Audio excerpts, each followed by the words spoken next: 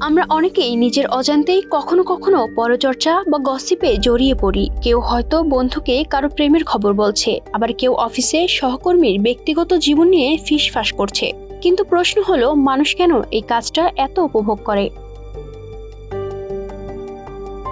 সাধারণত কয়েকজন মানুষ একসঙ্গে বসে কারো আচরণ, পরিচিতি বা কর্মকাণ্ড নিয়ে আলোচনা করতে পছন্দ করে। এটি আমরা পরচর্চা বা গসিপ হিসেবে চিহ্নিত করি। তবে এর অর্থ কেবল নেতিবাচক তথ্য প্রচার নয়, এটি বন্ধু-বান্ধব, পরিবার বা সহকর্মীদের মধ্যে সামাজিক তথ্য বিনিময় এবং বিশ্বাসযোগ্যতা যাচাই করার মাধ্যম হিসেবেও কাজ করে। গসিপের মাধ্যমে মানুষ একে অপরের আচরণ, পোশাক বা কথাবার্তার বিশ্লেষণ করে এবং সমাজে নিজের অবস্থান এবং নিরাপত্তা সম্পর্কে তথ্য সংগ্রহ করে। এই প্রক্রিয়া মানুষের সামাজিক জীবনের একটি অপরিহার্য অংশ।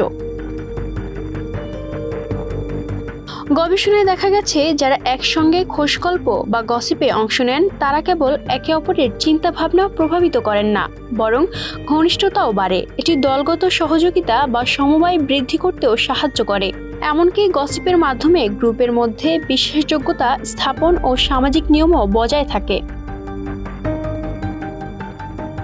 মানুষের প্রাচীন সামাজিক আচরণের সঙ্গে তুলনা করলে দেখা যায়, আদিম প্রাণীরা গ্রুমিং বা একে অপরের যত্ন নেওয়ার মাধ্যমে ঘনিষ্ঠতা তৈরি করত।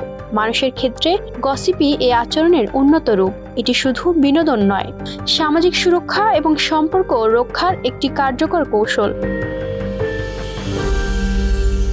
যদিও গসিপের ইতিবাচক দিক রয়েছে, এর নেতিবাচক প্রভাবও কম নয়।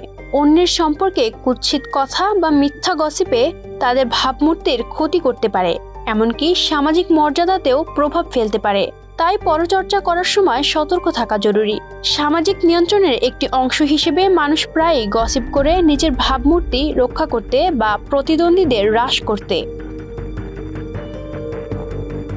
অনেকের কাছে গসিপ বা পরচর্চা শুধু বিনোদন। গল্প বলার মজার অভিজ্ঞতা শেয়ার করা এবং অচেনা মানুষের সঙ্গে সম্পর্ক তৈরি সবই এতে অন্তর্ভুক্ত। এমনকি একঘেয়ে জীবনকে বোধহয় কতটা প্রাণবন্ত করে তুলতে পারে সেটি গসিপের মাধ্যমেই বোঝা যায়। মানুষের জীবনে গসিপ কেবল অলস কথাবার্তা নয়, এটি সমাজে বেঁচে থাকার কৌশল, সম্পর্ক স্থাপন এবং ঘনিষ্ঠতা তৈরি করার উপায়। সুতরাং সামাজিক জীবনে গসিপ বা পরচর্চাকে উপেক্ষা করা যায় না। Desk report, campus Times.